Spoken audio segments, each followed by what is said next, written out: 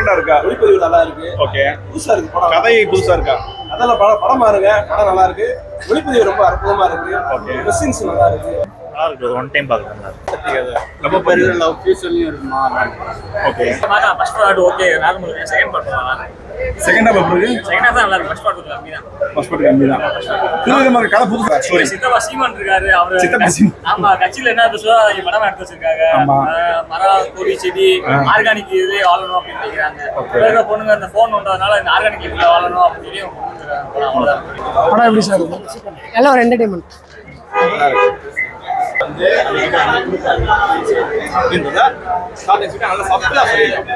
எல்லாமே நல்லா இருந்துச்சு. படத்துல சீன்ஸ்லாம் எப்படி இருந்துச்சு? எல்லாமே நல்லா லவ் பத்தி நல்லா கிளியரா சொல்லியிருக்காங்க. இந்த காலத்துக்கு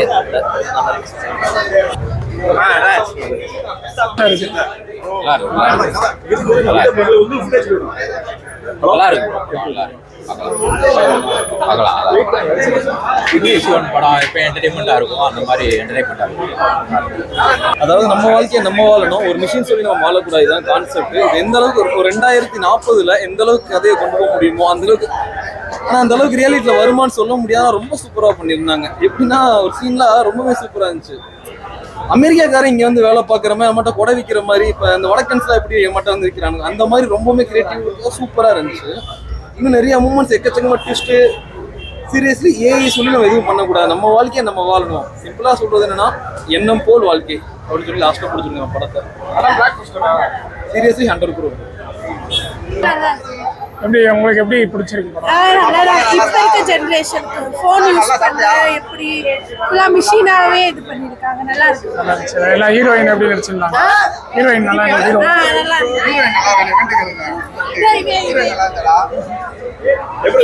ஃபியூச்சர்ல எப்படி லவ் பண்ணாங்க 2040 அந்த மாதிரி லவ் பண்ணுறது எப்படி, இப்போ லவ் பண்ணுறது எப்படி எல்லாரும் டெக்னாலஜி ப்ரோ. ஆனால் ஒரு 2-3 படம் நல்லா நடிச்சிட்டாருன்னு ஒரு இதில் டவுன் பண்ணி விட்ட மாதிரி இருக்குது அவரை. பிடிச்சிருச்சு. எல்லாம் பிடிச்சிருந்துச்சு. வேற அது படம் பத்தி மாடர்னைஸ்டாக சொல்லியிருக்காங்க. சரி, இந்த டைம் இருக்க காதல் எப்படி போகும், ஒரு விஷயம் வந்து பிரியறாங்க, பிரியப்பட்ட விஷயம் எப்படி சேருதுன்னு. ஸோ ரொம்ப காமனான திங்ஸ் தான், நம்ம புரிஞ்சுக்க விஷயம் தான். பல பேர் பல விஷயத்துக்கு பிரியறாங்க. ஏன் பிரியறோன்ற ஒரு பேசிக் கான்செப்ட் சொல்றாங்க எல்லாத்தையுமே. அவ்வளோதான். வேற சூர்யா எப்படி நடிச்சு? சூர்யா மச்சா எல்லாமே அவரை பற்றி என்ன குறை சொல்லுங்க. எல்லா சினிமா கொடுப்பாரு. அவரோட ஃப்ரீடம் ஆஃப் ஆக்ட் இருந்துச்சு. அப்படியே பார்க்கறது எல்லாமே கொடுத்தாங்களா அப்படியே இருந்துச்சு இந்த படத்தில். ஹீரோ எப்படி பண்ணியிருந்தாங்க? யார் நம்ம பிரதீப் என்ன சொல்ல மச்சான ஆக்டர். அதுக்கு வந்து இப்போ இதுவும் கண்டிப்பாக ஒரு பிளாக் பஸ்டர். அது கண்டிப்பாக ஒரு 4வது படமா இருக்கு. அதனால மியூசிக் டைரக்ஷன் குறைய சொல்ல முடியாது. ஸ்டார்டிங்ல மட்டும் தான் பேக்ரவுண்ட் ஸ்கோர் இதாச்சு. ஃபர்ஸ்ட் ஹாஃப் கொஞ்சம் மிட்டாக போச்சு. செகண்ட் ஹாஃப் ஃபுல்லாக ஃபன்னு நிறைஞ்சிருந்துச்சு. எதுவுமே சொல்ல முடியாது. ஃபுல்லாக படம் நீங்கள் இப்போ ஸ்கோர் எவ்வளோ கொடுப்பீங்க? நான் ஸ்கோர் வந்து 8 தான் கொடுப்பேன். ஃபர்ஸ்ட் ஹாஃப் சரி கொஞ்சம் லாக் நல்லா தெரிஞ்சிச்சு. சரி, சாங்லாம் வந்து சரி நிறைய வாட்டி கேட்டாச்சு, நல்லா இருக்காது அப்படின்னு பார்த்தா அந்த விஷுவல்ஸ் எல்லாமே சூப்பராக. ஆனால் பாதி பேர் படம் வந்து ஃப்ரிஞ்சாக இருக்கிற மாதிரி இருக்குது அப்படின்னு சொல்கிறாங்க. ரீசனாக இல்லை, அதுவும் அந்த விஎஃப்எக்ஸ் விஷுவல்லாம் ரொம்ப திகட்டாமல் பண்ணியிருக்காங்க. ரீசெண்டாக அதுவும் இல்லாமல் சொல்லலாம் ரொம்ப இல்லாமல் வச்சுருக்காங்க. அது நீட்டாக இருக்குது. அப்படியே படம் பார்க்கலாம் சூப்பராக இருக்குது. செகண்ட் பார்ட் நல்லா இருக்கு. 100 கோடி அடிச்சிருமா? பிரதீப் மூணு படமா 100 கோடி அடிக்கும். அப்படி 100 அடிச்சிருமா? அடிச்சிடும். 3 படங்கள்ல ஹிட் ஓடி இருக்கு. 4வது படம் கண்டிப்பா அடிக்கும். டியூட் லெவலுக்கு இல்ல, அந்த லெவலுக்கு இல்ல. டியூட் டிராகன் லெவலுக்கு இல்ல. ஆனா அந்த டியூட்ல டிராகன் அடிச்ச பாதி பேர் அடிச்சிருக்காங்க. படம் சூப்பரா இருக்கு ப்ரோ. அப்புறம் பார்க்க போறேன். பாத்து சொல்றேன் ப்ரோ. பாட்டு ஸ்டார் தான் அப்படி இருக்கு. அப்புறம் சீனா பாட்டு ஸ்டார் எல்லாமே நிறைய இன்ஸ்டாகிராம் செலிபிரிட்டி நடிச்சிருக்காங்க. பாட்டு முழுசா நடிச்சிருக்காரா? ஆமா இருக்காரு. ஒரு சில பேரோ இந்த டொனால்ட்ல அது கூட வந்திருக்காரு. ஓகே. லவ் இன்சூரன்ஸ் கம்பெனி முதல்ல அதுக்கு முன்னாடி ஒரு சின்ன டைலாக் சூரியம் bro I bro it's very wrong bro. ஆனால் இந்த படம் பார்த்ததுக்கு அப்புறம் தான் இந்த டைலாக்கோட மீனிங் தெரியும். ஏன்னா இப்போ ஏஐ அப்படிலாம் எல்லாமே டெக்னாலஜி டெவலப்மெண்ட் ஆகிடும். ஆனால் இந்த டெக்னாலஜியை 2040 லவ் எப்படி இருக்கும் அப்படின்றத அந்த யூனிவர்ஸ்குள்ளேயே கொண்டு போய் நம்மளை காட்டிட்டாங்க. அக்னேஷ் சொன்னால் லவ்னு எடுத்துக்கிட்டோம்னா அவர் லவ்வில் பிச்சு உதருவாங்க. ஆனால் இந்த படத்தில் எப்படி இருக்குன்னா ஏஐ டெவலப்மெண்ட் ஆகிட்டு இருக்கு. ஆனால் ஏஐ உங்கள் லவ்வை ப்ரிடிக்ட் பண்ணும்போது நீங்கள் எப்படி அதை சுதாரிச்சுக்கணும், அப்போ நீங்கள் எப்படி ரியாக்ட் பண்ணணுன்றதை அந்த படம் சொல்லுது. ஒரு ஏஐக்கும் மனுஷங்களுக்கும் உணர்ச்சிகளுக்கும் இடையில் நடக்கிற ஒரு போர் தான் இந்த படமாக இருக்குது. அப்போ இந்த படத்துல சொல்லியிருக்கிற விஷயம்னா 2040 நடக்கும்னு நினைக்கிறேன். ஏன்னா இப்பயே எல்லாருமே சின்ன குழந்தை இருந்து எல்லாருமே ஃபோன் கொடுக்க ஆரம்பிச்சு, ஃபோன் இருந்தால் தான் சாப்பிட்றாங்க. இது நோமோபோபியா அப்படின்னு ஒரு இது சொல்றாங்க. அந்த மாதிரி இருக்கிறவங்க ஃபோன் இல்லாமல் இருக்க முடியாது அப்படின்னு. ஏன்னா இப்போ எல்லாமே ஃபோன் தான் டிபெண்ட் பண்ணி தான் இருக்காங்க. ஃபோன் எடுத்து இப்போ நானே வெளியே போயிட்டு இப்போ டீ கடை எங்கே போனோன்னா டக்குனுக்கு ஃபோன் எடுத்துருவேன். ஆனால் அதுக்கு அடிக்ட் ஆகிட்டோம். நம்ம டோபமைன் அதுக்கு அடிக்ட் ஆகிடுச்சு. அப்படி இருக்காம நம்ம குழந்தைங்க உண்மையான லவ்வை ஃபீல் பண்ணணும், உண்மையான லைக்கை ஃபீல் பண்ணணும், உண்மையான ஃபாலோவர்ஸை எடுத்துக்கணும்.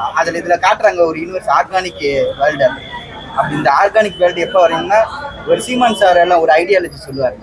ஆனால் இந்த படத்தில் அந்த ஐடியாலஜி சொல்றதுக்கு அவர் தான் கரெக்டாக இருக்கு. எப்படி இருந்துச்சு படம்? ஆவரேஜ் தான், ஆவரேஜா இருக்கு. பிஆர் படமே இல்லாமல் டேரக்டர்லோ இல்லை யாரு விக்னேஷ் சிவன் படம் எப்படி மொக்கையாக தான் இருக்கும். அதே மாதிரி தான். அப்படியா? மொக்கையா இருக்கு. நார்மல் விக்னேஷ் சிவன் மொக்க. அவங்க ஹீரோயின் நடிப்புலாம் நடிப்பு அவங்க ஓகே, அவங்க க்யூட்டாக ட்ரை பண்ணியிருக்காங்க. பாட்டெல்லாம் ஓகே. மியூசிக் நல்லா இருந்துச்சு. மியூசிக் அந்நியத்து நல்லா போட்டுருந்தார். அது நல்லா தான் இருக்கு, ஆனால் அவ்வளோ ரீச் ஆகலை ரொம்ப. ஸோ ஒரு 3 படம் நல்லா போயிட்டு இருக்கு, கொஞ்சம் டவுன் பண்ணணும்னு பண்ண மாதிரி இருந்துச்சு. ஸோ அவ்வளோ ஒர்க் அவுட் ஆகலை. யோகி பாபு காமெடி சீன் தான் பிடிச்சிருந்துச்சு. அது கொஞ்சம் அதுதான் நல்லா இருந்துச்சு படத்தில். பிடிச்சது ரொம்ப கிளம்ஸியாக இருந்துச்சு. ஸ்க்ரீன் பிளே ஒழுங்கா சரிங்க. நடித்த அந்த ஹீரோவும் சூப்பராக நடிச்சிருந்தாரு. இந்த வாழ்க்கை நம்மளே வாழ்ந்த வாழ்க்கை மாதிரி தான் இருக்கு. ஃபோன் இல்லாமல் இருக்கிறது நல்லது.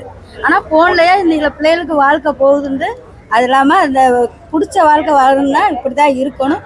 படம் செமையாக இருக்குது, எல்லாத்துக்கும் பிடிக்கும். ஆனால் பெரியவங்களுக்கும் ரொம்ப பிடிக்கும் இந்த படம். அதனால படம் சூப்பராக எடுத்திருக்காரு. படத்தில் ஏதாவது ஒரு டிஃப்ரெண்ட் இருக்கும் அப்படின்னு நினச்சி வந்தோம். படமே ரொம்ப டிஃப்ரெண்ட்டாக இருக்குது. படத்தை வந்து ஒரு இன்ச் பை இன்ச்சாக ஒவ்வொரு ஃப்ரேமையும் வந்து கரெக்டாக 2040க்கு மேலே எப்படி இருக்கும் அப்படிங்கிறத நல்லா சூப்பராக பண்ணியிருக்காங்க. படத்தில் வந்து அந்த படம் அமைப்பு, அதாவது ஒளிப்பதிவு ரொம்ப அருமையாக இருந்துச்சு. கதை ஃபர்ஸ்ட் ஹாஃப் வந்து லைட்டாக கொஞ்சம் லாக் இருந்தாலும் செகண்ட் ஹாஃப் கொஞ்சம் நல்லா போச்சு. ஆனால் இதில் வந்து சீமான் அவரோட இது வந்து இந்த ஒரு இயற்கையான முறையில் பண்ணுறது வந்து ரொம்ப சூப்பராக இருந்துச்சு. மொபைல்னால நம்ம அடிமையாக்கப்பட்டுக்கிட்டு இருக்கோம் அப்படிங்கிறத இந்த படம் வந்து தெளிவாக காமிச்சிருக்கு. ஆனால் ஒரு மொபைல் வந்து ஒருத்தவங்களோட காதலை வந்து நிர்ணயிக்க முடியாது, ஒரு ஆப் வந்து ஒரு காதலை நிர்ணயிக்க முடியாது. அதுக்கும் ஹார்ட்டு ஒரு மனுஷன் அப்படிங்கிறவங்க இருக்காங்க. அந்த மனுஷன் வர்ற காதலை வந்து ஒரு ஆப்போ ஒரு மொபைலோ நிர்ணயிக்க முடியாதுங்கிறத ரொம்ப சூப்பராக தெளிவாக அழகாக சொல்லியிருக்காங்க. இதில் வாட்டர்மெலன் சார் ஒருத்தர் வர்றாரு, அவரும் நல்லா இருந்துச்சு. காமெடி யோகி பாபு ரொம்ப சூப்பராக பண்ணியிருந்தாரு. இதில் என்னென்னா அமெரிக்காவிலேருந்தே வந்து இங்கே வேலை பார்க்குற மாதிரி பண்ணியிருக்காங்க. ஒவ்வொரு ஃப்ரேமும் பார்த்தீங்கன்னா டிஃப்ரெண்ட்டாக வச்சுருக்காங்க. ஒவ்வொரு ஃப்ரேமையும் ரொம்ப கவனமாக எங்கே எப்படி இருக்கும் எதையுமே வந்து ரவுண்டு போட்டு காட்டாத மாதிரி ரொம்ப சூப்பராக பண்ணியிருக்காங்க. அருமையாக இருக்குது.